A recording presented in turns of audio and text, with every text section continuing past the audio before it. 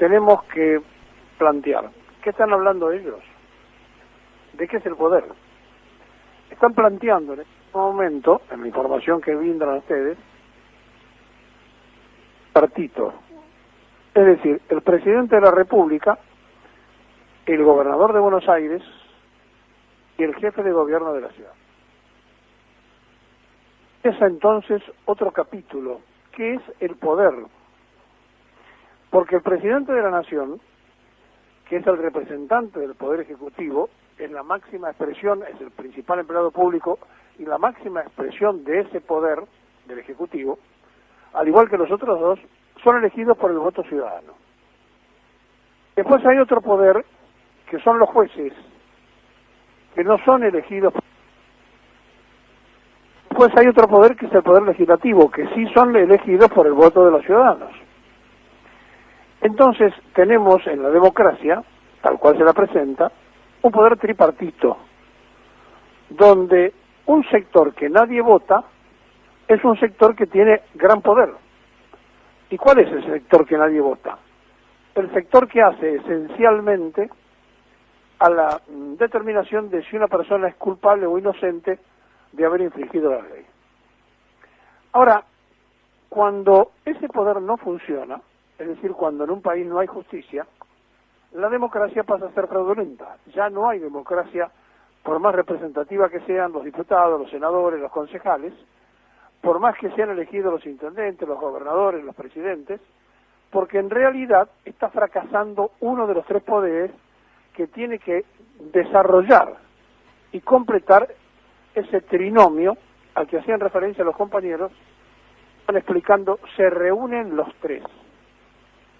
¿Y por qué se reúnen los tres?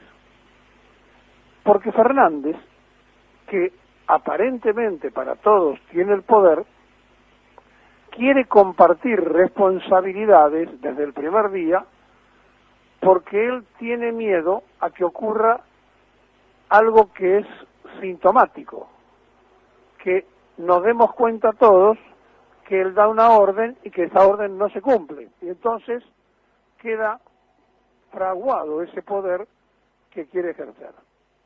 Para eso necesita, si ustedes me van a permitir el término, complicidad administrativa. Es decir, que cada cual se haga cargo y responsable del espacio electoral que representa. Pero él no es presidente del Gran Buenos Aires y de la capital, por más que sea porteño y por más que toda su vida la haya puesto en una actividad de la General Paz, metros más, metros menos, pero siempre dentro de la capital. No, él es presidente de toda la Argentina. Y entonces, al ser presidente de toda la Argentina, y al haber prometido en su campaña que iba a ser el presidente que iba a estar presente haciendo federalismo, entusiasmaron todos los gobernadores que le dieron un amplio apoyo que no tenía Cristina Fernández para construir política y que sí la tenía él porque era un hombre de diálogo. Lo que en la política se llama el rosquero. Fernández siempre construyó relaciones en la política, por eso fue funcionario de Alfonsín, funcionario de Menem, funcionario de Duhalde, funcionario de Kirchner. Es decir, la capacidad siempre de mantener diálogo con todos.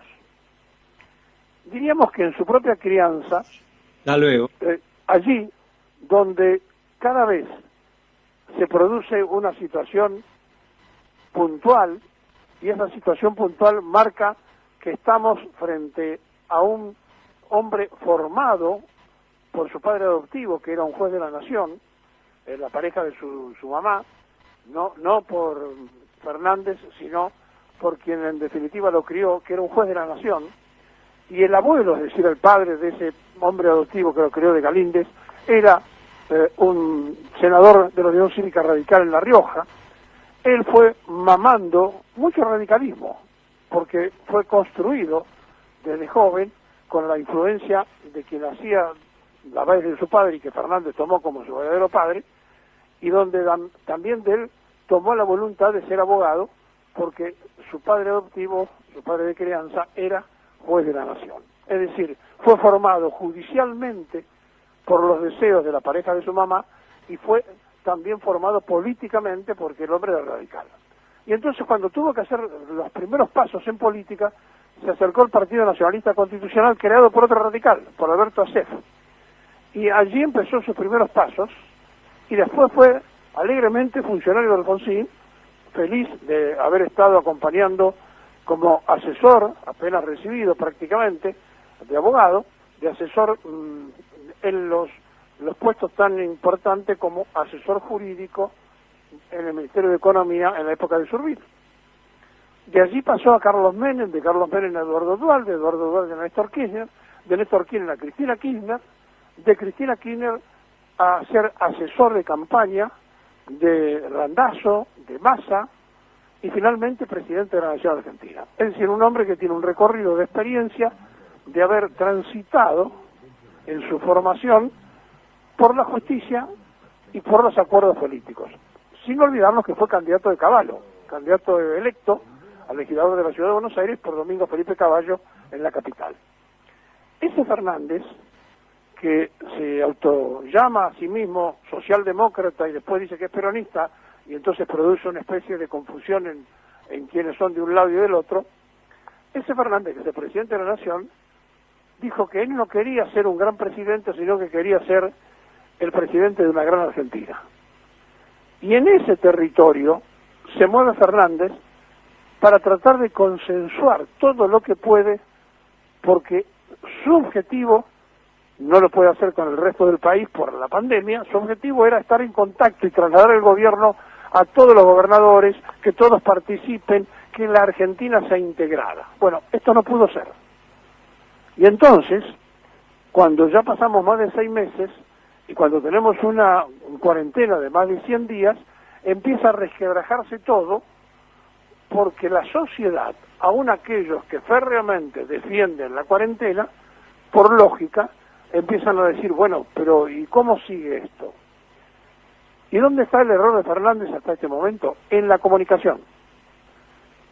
Porque si el presidente de la República quiere seguir comunicando y demostrando que comparte el poder, da la sensación de que no está tomando la determinación que le corresponde de ser él el que decide, aunque esto sea muy democrático, repito, y que esté coparticipando en el poder a los demás, y en realidad ese mensaje era muy bueno al principio, pero termina siendo un poco desgastador. ¿Saben por qué? Porque los mensajes además no son de 3 personas que tienen que decirle que hay que seguir encerrado.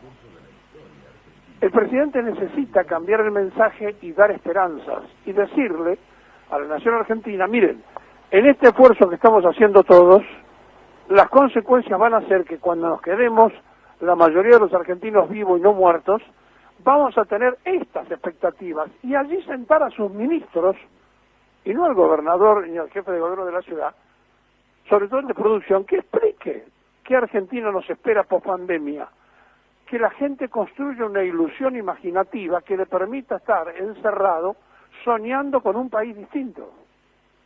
Porque psicológicamente es imprescindible hacerlo, y porque además, más allá de cualquier otra especulación, y esto dure lo que dure, va a haber que hacerlo.